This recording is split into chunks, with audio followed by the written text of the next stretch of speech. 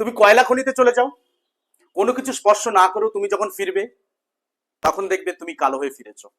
তুমি পারফিউমের দোকানে চলে যাও, কোনো পারফিউম নিজের শরীরে না মেখেও তুমি যখন ফিরবে সুগন্ধিত হয়েই ফিরবে। তুমি ভালো লোকেদের সংস্পর্শে থাকো, ভালো কিছু দেখো, ভালো কিছু শোনো, তবে তোমার সমস্ত কিছুটাই ভালো হওয়ার সম্ভাবনা প্রবল মাত্রায় বেড়ে যায়।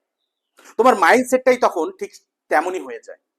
আমি এই কারণেই কথাগুলো বলছি, যে বন্ধু নিচে মদের নেশায় আসক্ত আর তোমাকেও প্রতিদিন মদ খাওয়ার জন্য ব্যস্ত করে তোলে, তবে ভাই সে আর যাই হোক, প্রকৃত বন্ধু তো কখনোই হতে পারে না। সে কখনোই প্রকৃত বন্ধু হতে পারে না।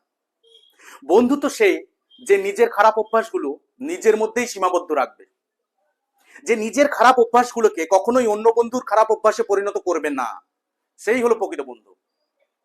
Good friends are like stars, you don't always see them, but you know they are always দেয়ার।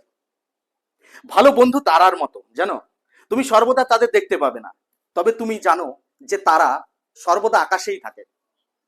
তাই গুড ফ্রেন্ডস সবসময় যখন আমরা চুজ করব খুব ভেবেচিন্তে। গুড ফ্রেন্ডস আর ফ্যামিলি মেম্বার, গুড ফ্রেন্ডস যেটা হয় আমাদের সেটা পরিবারের সদস্যর মতো। তাই চুজ করবে যখন বন্ধু খুব সাবধান, বি কেয়ারফুল, উল্টোপাল্টা বন্ধু করবে তো গেলে।